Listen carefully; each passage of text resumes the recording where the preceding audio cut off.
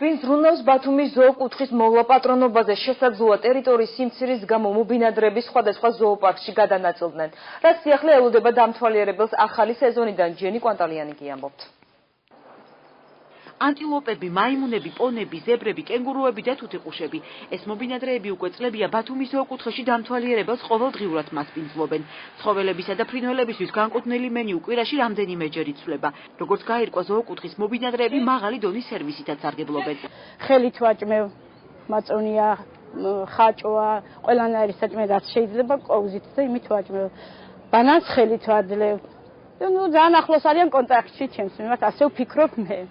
დამთვალიერებელს მომავალ სეზონზე სიახლეები ელოდება. წელს 3 ანტილოპა და 1 ირემი დაიბადა. ზოოკუთხის ადმინისტრაციის ინფორმაციით შესაძლოა პირუტყვების სიმრავლემ და ტერიტორიის სიმცირემ ცხოველების სხვადასხვა ზოოპარკში გადანაწილება განაპირობოს. ყველა დიდი ზოოპარკის პრიორიტეტია, რომ ყავდეს ყველა ეს დიდი მტაცებელი ცხოველები, როგორც ვთქვათ, სპილო, ლომი და ასე შემდეგ, მაგრამ ეს შესაბამისად მოითხოვს შესაბამის ტერიტორიას, შესაბამის პირობებს, რაც აღნიშნულ ზოოკუთხეს არ გააჩნია. უკვე 8 წელია ზოოკუთხის მოვლაპატრონობა ქართულ ჯგუფმა ითავა.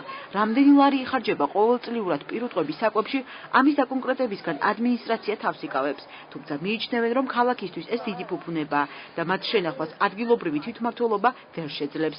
რაც შეეხება თვითონ ზოოკუთხის ბინადრების მოვლაპატრონობას, ესეც სტანდარტების შესაბამისად არის რაციონი, გათვალისწინებულია ყველა წვრილმანი, გარდა ამისა მათი ჯანმრთელობის მდგომარეობის მონიტორინგი მიმდინარეობს და მუდმივად ხდება საჭიროების შემთხვევაში მედიკამენტოზური თუ სხვა ქირურგიული ჩარევა. ძვირადღირებული ფუფუნებაა, ბუნებრივია, არ შეუშინდა არც ამ საკითხს და თავის თავზე აიღო ქართულ ჯგუფის ერთ-ერთმა სტრუქტურულმა დანაყოფმა მენეჯმენტ სერვისმა.